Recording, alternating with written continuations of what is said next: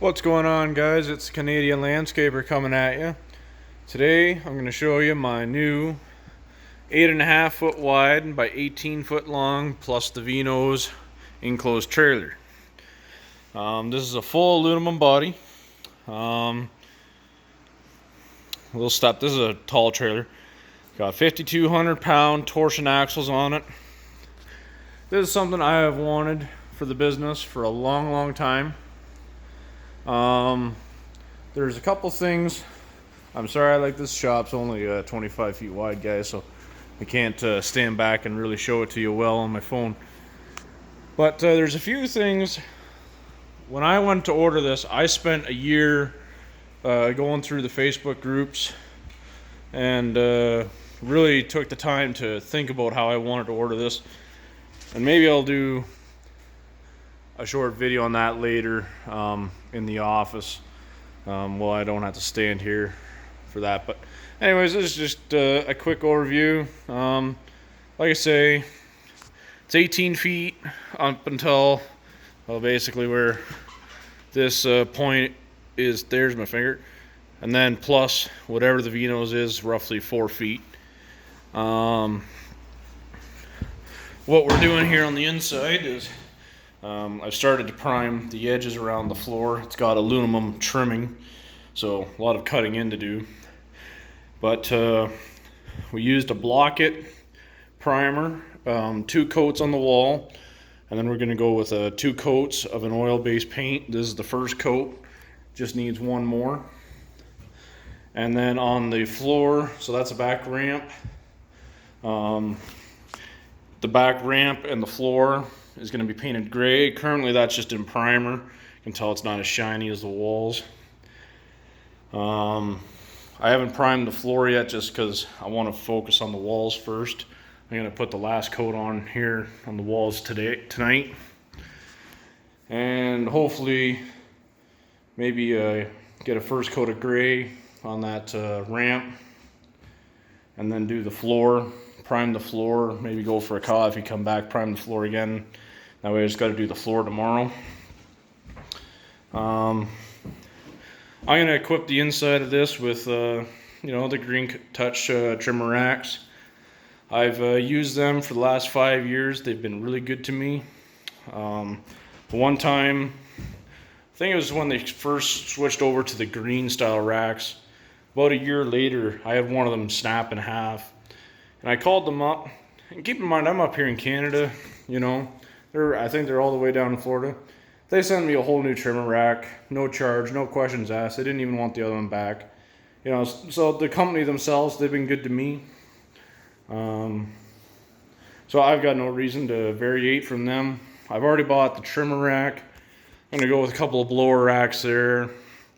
And that, we use a lot of handheld blowers, so I'm gonna put, I do have the backpacks that we'll put in, but we use the handheld blowers a lot too. And I think I'm gonna put, I'll stand back a bit to this. I think I'm gonna put probably 2 shelves there. I haven't quite decided. But if you think the inside of this trailer is tall, it's because it is. It's a 7 foot tall on the inside trailer. And I did that, I'll explain that in why I spec'd this trailer out the way I did. As you can see, there's 2 windows in here too. And I'll explain that. If you do look though, there is no roof vent. And there's a reason for that too, that the company explained to me. And I'll talk about that too. These here on this corner, these are a factory vent here. And down there, there is 1 LED light bar on that side and 2 on this side. Now, the way they wired them, and I don't know if I agree with this as much or I like it, but the way they wired them is you got to have your tail lights on in your truck before these will work. I have seen other enclosed trailers before where they run it off of the power. I think they do that just so there's no permanent draw from the battery, because the only battery on this is off of the battery box. because this trailer is so tall, I did opt to go with the RV style latch. And then on the back, so this is another ramp piece. As you can see, it's not painted yet, but this is a fold down ramp, and then behind this one is a transition between the main frame and the beginning of the ramp. And this is for the mowers. We run Walker mowers. We run 2 Walkers and the one Ferris. So there'll always be the Ferris and the one Walker at all times put in here. I'll show you the other trailer setup in the spring when I've got all that stuff out of storage. But this is going to save a lot of storage space for me, guys, and I'm really excited.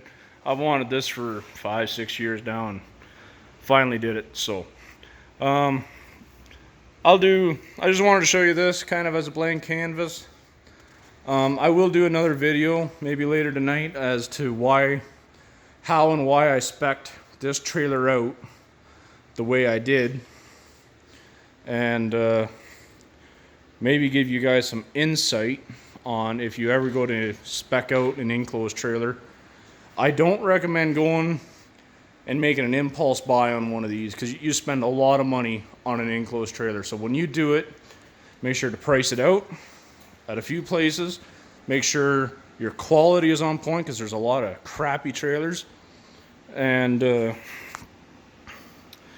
there's so many variations. For instance, this one here, like I say, you know, Canadian landscaper. We're here in Canada, and I know I'm going to say this a lot, guys, but you know, things change, right? 3/4 of the trailer companies come out of America. So I bought this aluminum framed, aluminum structured. That's a one-piece aluminum roof, and this is a big deal to me. This trailer is made within an hour of my home city, and I bought this trailer for the same price with all the options I wanted on it as I could have bought a steel framed trailer out of the States through another company. So but the quality to me, like I haven't towed it. I've towed it home, and I towed it out to the shop, and I put it in here between my hoist, which was really tight. But you know, it's full of aluminum right now. It's dirty now, because I had to drive it through the winter slush. So when I do go to put it away, I want to pressure wash it all up. But like I say, I'll do another video on this. I know I'm kind of going on, but I'm pretty proud of this. So anyways, guys, I'm going to check out. Until next time, this is Canadian Landscaper. You all have a great day.